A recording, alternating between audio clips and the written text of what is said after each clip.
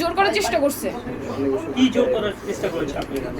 আমি যখন বাসায় যখন একা থাকতাম বা কোনো কাজ করতাম, উনি আসেন মানে আমি পিছন দিক থেকে আমি সামনে দিকে তাকা কাজ করতেছি, উনি আমার পিছন দিকে এসে জড়া ধরতো। আমি অনেক চেষ্টা করতাম আমার কাছ থেকে ছাড়ার, কিন্তু আমি পারতাম না। আর একদিন রাত্রে আমি আর মামুন ভাইয়ের মা একসাথে ঘুমাইতেছি। ঘুমানোর পর উনি মামুন ভাইয়ের আব্বা এসে আমার মুখে হাত দিচ্ছে। আমি কিন্তু জায়গায় গেছি। একটা ঘুমান্ত মানুষকে যদি কেউ টাচ করে মানুষটা জাগবে। মামুন ভাই যে আব্বা আছে উনি আমার সাথে অনেক রকম খারাপ ব্যবহার করছে।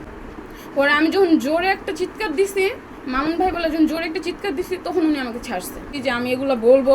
ওনাকে যদি বলছি যে আমি এগুলো কিন্তু মিডিয়াতে বলবো, উনি আমার মেরে ফেলার হুমকি দিছে। মামুন ভাইয়ের মা নিয়ে আসছে আমাকে মাজার থেকে। আমি মাজার থেকে আমার নিয়ে আসছি, আমি মাজার বসে কান্না করতেছিলাম।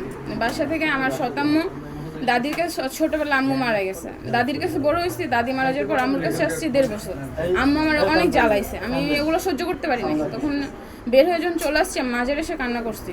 কান্না করতে উনি গিয়েছিল সেদিন মামুন ভাইয়ের লগে ঝগড়া করার যাওয়ার আমি যখন কান্না করতেছি, উনি আমার দেখে ওনার নাকি মায়া লাগছে।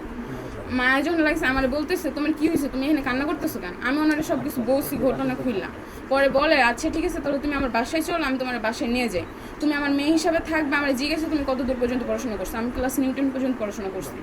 বলছে তোমার আমি একটা ভালো স্কুলে ভর্তি করায় দেবো। আমি বলছি তাহলে আচ্ছা ঠিক আছে, আমার পড়াশোনাটাও হবে, আমার থাকার জায়গা হবে, আমি একটা ভালো পরিবার পাইতাছি।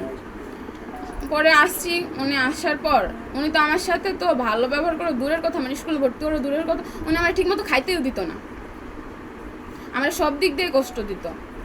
পরে যে ওনার হাজব্যান্ড আছে অনেক খারাপ ব্যবহার করছে, মনে করেন আমাকে খারাপভাবে টাচ করার চেষ্টা করছে।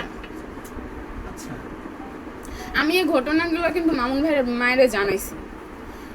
আমি জায়গায় যাওয়ার পর আমি কিন্তু মা বলে ডাক দিছি, মামুন ভাইয়ের মাকে কিন্তু মা বলে ডাক দিছি। উনি সজাগ ছিল, তারপরে কোনো উত্তর দেয় নাই।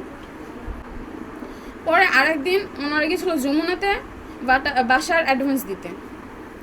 সেদিনও উনি আমার সাথে খারাপ ব্যবহার করছে। পাশের বাসার সামনেকার বাসার একজন আয়সা পরে বলতেছে এখান থেকে আমি জোরে চিৎকার মারছি, চিৎকারের শব্দ পাওয়া যায়, কয় কিছু না, এখানে কিছুই হয় নাই। তারপরে ওনারা আমাকে বিভিন্নভাবে, আমি যদি বলছি মামুন ভাইয়ের বাপে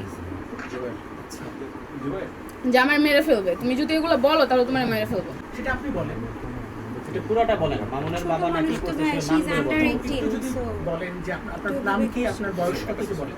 আমার নাম মোসাম্মদ সানজিদা খাতুন, আমার বয়স 16।